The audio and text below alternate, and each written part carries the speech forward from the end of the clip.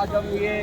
جن کے مقلد ہیں، جن کے قائد کرتے ہیں، جن کے پیچھے ہم نماز پڑھتے ہیں، جن کی شریعت پہ ہم عمل کرتے ہیں، ہمارے امام اعظم ابو حنیفہ رضی اللہ تعالیٰ عنہ، آپ کی سیرت بڑی مشہور ہے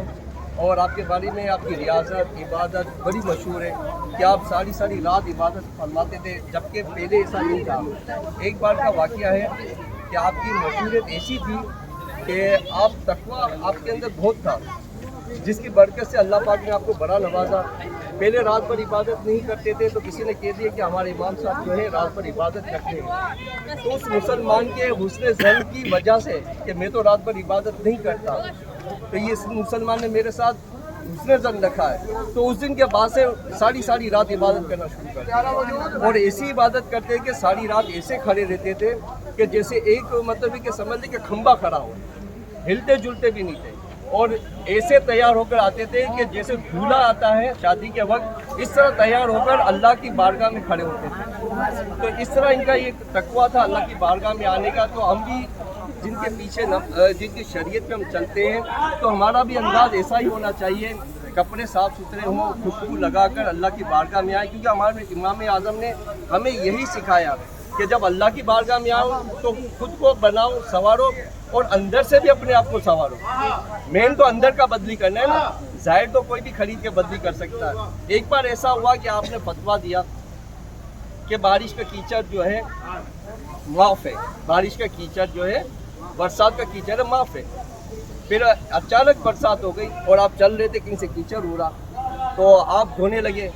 تو آپ کو کسی نے وہ بیان سنا تھا تو آپ کو کہنے لگے کہ حضور آپ نے تو کہا تھا کہ بارش کا کیچڑ معاف ہے، تو آپ دھو رہے، تو بولے وہ فتویٰ تھا، یہ تقویٰ ہے،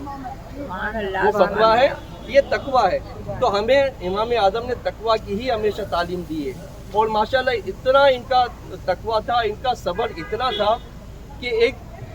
جو ان کا دشمن تھا، منافق تھا، ہوا یہ کہ آپ کے والد صاحب کا انتقال ہو گیا، کچھ عرصے کے بعد وہ آیا آپ کا صبر دیکھنے کے لیے کہ آپ نے صبر کی طرح ہے، تو بولے کہ میں ان کو کچھ غصہ دلاؤں تاکہ یہ کچھ کرے۔ دروازہ بجایا، جب بجائے نہیں لگے تو باہر نکلے، وہ شخص کہنے لگا کہ آپ یتیم ہو گئے، حالانکہ یتیم نہیں ہوتے، یتیم کی ایک عمر ہوتی ہے، تو کہے کہ میں آپ کی باغ کے ساتھ شادی کرنے کے لیے آیا ہوں، حالانکہ بہت غصے والی بات ہے، بہت غصے والی بات ہے۔ تو آپ نے کہا اچھا میں اپنی ماں سے پوچھ کے آتا ہوں۔ آپ گئے اور اپنی ماں کو پیغام دیا کہ ایسا ہے، تو ظاہر سی بات ہے عورت ہے، ہمارے پاک و ہند جس طرح معاملات ہوتے تو آپ نے انکار کر دیا، وہ باہر آئے کہ بھائی میری ماں نے انکار کر دیا۔ تو اس سے جس نے واقعہ یہ دیکھا تو ہمیں وہ سبق یہ دیتا ہے کہ دیکھیں اگر بات کتنی بھی گہری ہو،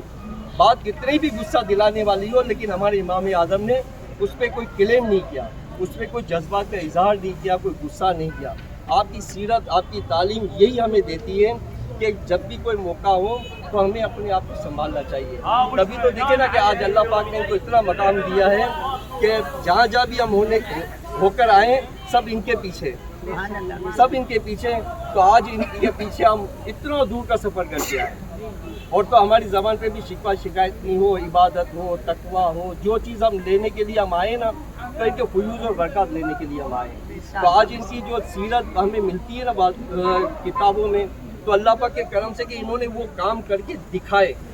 عملی دکھایا، تو عمل ہوگا تو انشاءاللہ اس کی کامیابی بھی ہوگی۔ تو آج ہم آئے تو انشاءاللہ یہاں پہ دعا بھی کرتے ہیں، اور نماز بھی انشاءاللہ عصر کا وقت ہو گیا تو عصر کی نماز بھی پڑھ لیں گے، پھر آگے انشاءاللہ۔